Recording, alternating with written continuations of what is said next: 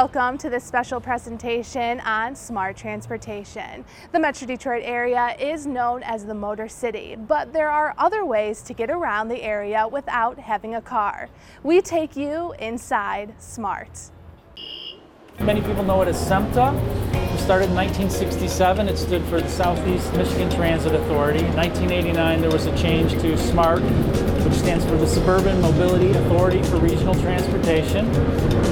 We operate throughout Wayne, Oakland, and Macomb County. And we have a combination of traditional fixed route services like we're on here.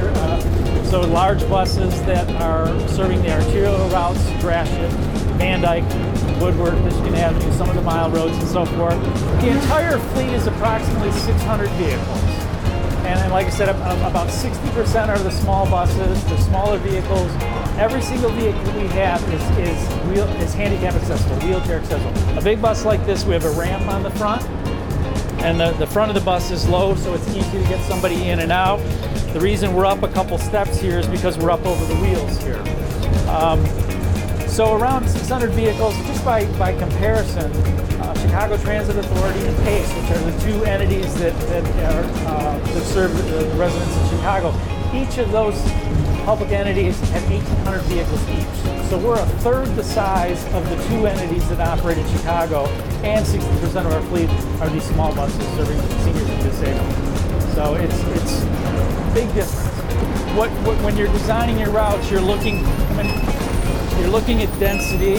You're looking at apartment complexes. Where you have a high density of people living. You look at locations in terms of work locations, high density job sites. Obviously the college, lots of people traveling there. Transit works best when your commute patterns are from many to one. When you think of Washington, D.C., many people have been there, and there's the metro. Everybody's working downtown, so it's like this. Our commute patterns are very different in Southeast Michigan. They're more like this. They're from many to many. So it's much more difficult to operate transit in an area like this because of the sprawl. People are working in Southfield. They might be coming from Chesterfield. They might be coming from Detroit. They might be coming from Shelby. So it's much more difficult to operate transit in a sprawling region where there isn't a real dense central business district. The two most common complaints I hear are empty buses and not enough buses. And there's a certain irony to that because sometimes it's related to the exact same bus. And the example is, like I said, we've only got, I think there's 3 riders on the bus right now. So someone might ask, why do we have only 3 riders on the bus and you've got a 40-foot vehicle? Well, at certain times of the day and at certain portions of the trip, we might have a crush load. I don't know what we're going to have here today by the time we get down to 12 Mile Road, but I anticipate that there's going to be more than 3 people. So Gratiot, which is our busiest route in the system, if you were to only see a Gratiot bus out at 23 Mile Road, and you see, like here, we've only got 3 people on the bus, but if you see it at 12 Mile Road at certain times of the day, you're going to have a crushed load. And so the people who don't ride the bus and see it as with 2 or 3 people on it, why do you have a big bus? You're inefficient, but the person who's having a hard time getting on at 12 Mile Road might say, why don't you run more buses? Because there's not enough of them out there. So it's kind of paradoxical. Most people who travel in automobiles and don't use public transit, they're not aware of how things change throughout the route. But I would ask you, my wife drives at 696 every single day, and it's jam-packed. It's terrible. But I've also been on 696 at 4 a.m. on the weekend, and there's 4 lanes of concrete out there. And so you can't change the road.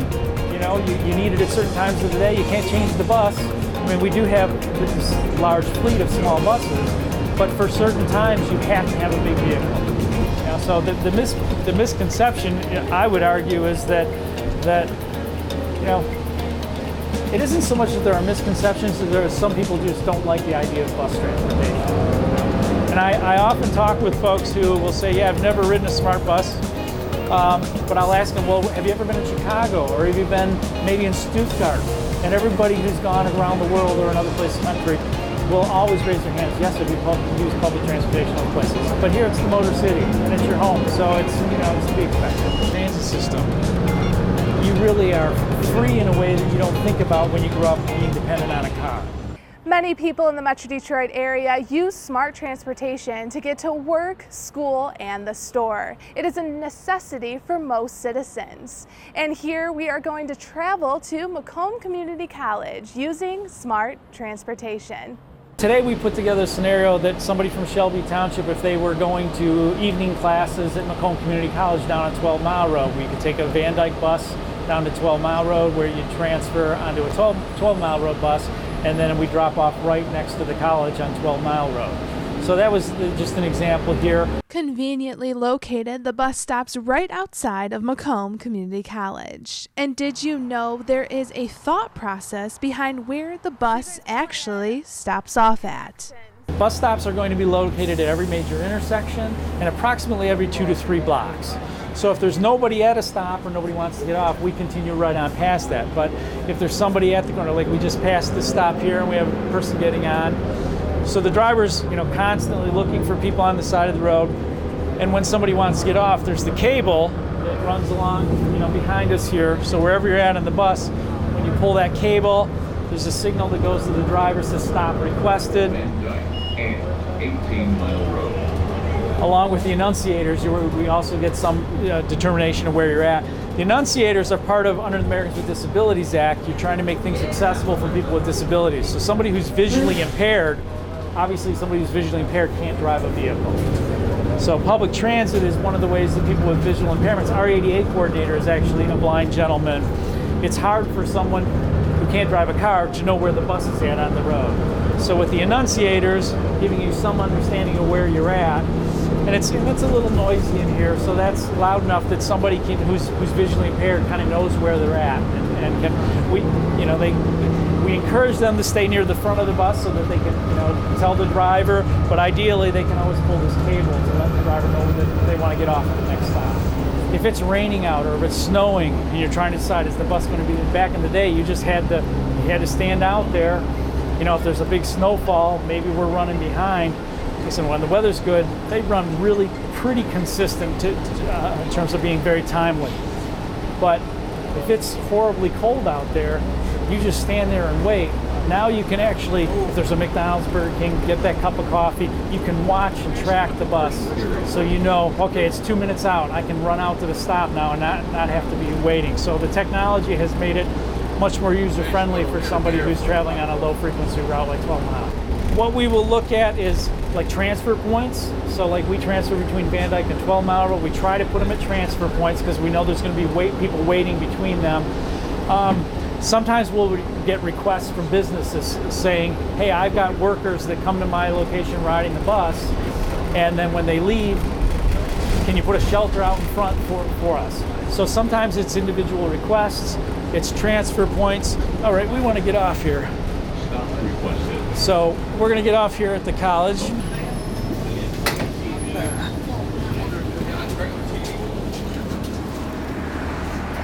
So we actually worked with the college when Macomb Community College, which we have a relationship for a long time, they opened up the partnership with Wayne State University, which is across the street right here. They wanted to make this kind of a very obvious location, so they erected the pillars here. You got the Wayne State emblems there on the pillars on the south or the north side of the road. And we worked with them to design, the shelters, this whole kind of stop. So it's kind of like almost like a placemaking kind of thing, but it's obvious that this is the college. With a little bit of planning, this can really work for somebody who, maybe you got the Maserati in the garage, but, maybe you want to leave it there and only drive it on the weekend, So if you're commuting to work and you're going to the same place and don't have to, leave in the middle of the day or something, commuting to work where it's a one-trip stop can be really beneficial on so many levels. And when you're riding the bus, when you're driving, you're constantly engaged. You're always thinking about things. But we talked about bus buddies earlier. You make friends on the bus. You read a book. Maybe if you take your laptop or your phone, you can catch up on work. You're getting ahead of things. You don't have to use that that mental, cognitive space engaged in driving an automobile. And again, this is coming from a guy who loves cars, all right? And in fact, we talk about autonomous vehicles, and yeah, they're eventually on the horizon. They're a lot further out. But I'm a guy who had a hard time giving up my stick. all right? I like to be engaged when I'm driving, but there's times when it's like, I'm happy to let somebody else do that driving. Maybe Macomb Community College isn't what you're looking for to take the family. Smart Transportation has partnered with the Detroit Zoo, and now you can zoom to the zoo at a very reasonable cost.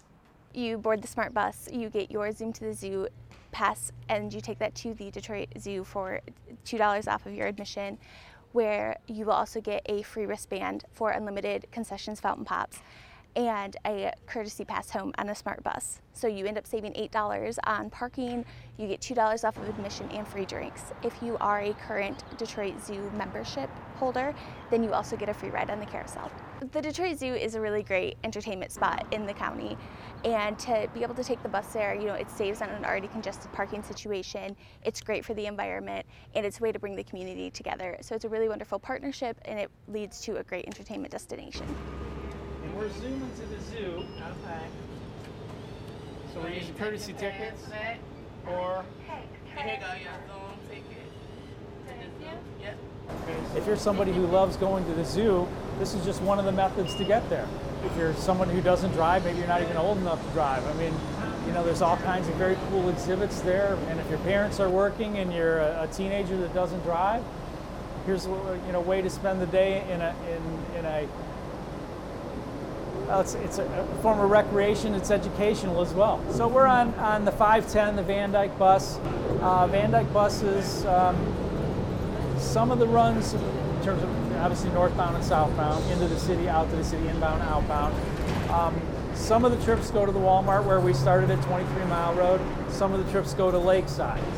So you have to kind of be careful if you are, once you travel downtown, or like where we're going today to 10 Mile Road, when you travel back out, you need to make sure that you get on the bus that's going to that destination as well, if you're traveling north of Hall Road. Now, if you live up at 23 Mile Road and want to come down to the Dairy Queen down here, you know, if you're a student, 50 cents, you know, you can get down to the Dairy Queen. You can, you know, there's Myers down here. There's, I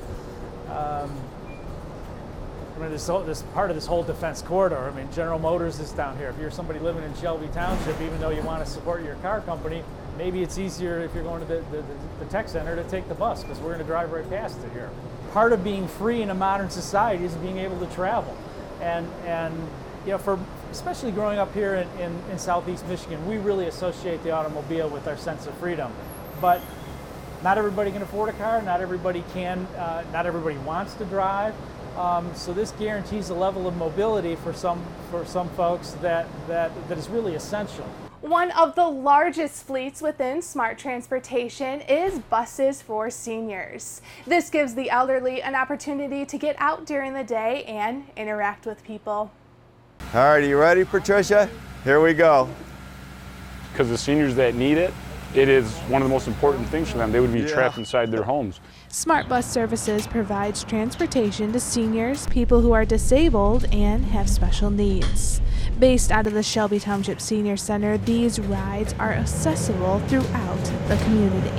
The service area that we have here in Shelby Township for our seniors is from 18 Mile Road to 27 Mile Road, and from Romeo Plank to Livernois. With an expansive coverage area, residents can ride with leisure and have an opportunity to be mobile, even if age or disability doesn't allow for them to have a vehicle. We have some seniors that get picked up at their home to come here, so socially they can hang out and do their aerobics and card club. Two. Last one. Hold We have seniors that have to go to the hospital for the dialysis treatment. So that's very important as well. We have seniors that they can't get to the grocery store. Well, we have 3 trips each week. Go to Myers and Walmart and the set trips, so go up there and get their groceries. So you need to get a haircut.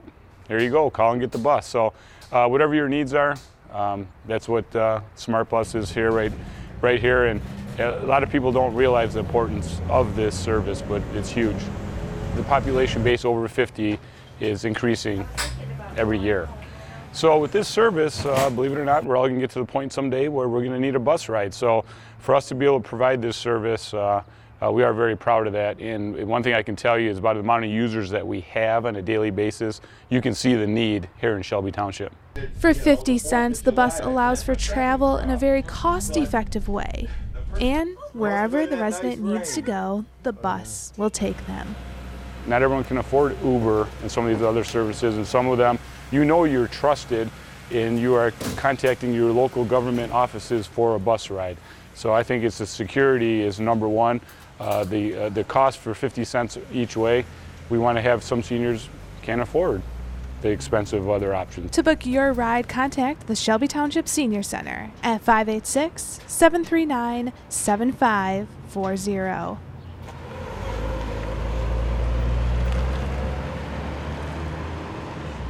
With fares at $2, there's a lot of opportunity to travel throughout the Metro Detroit area.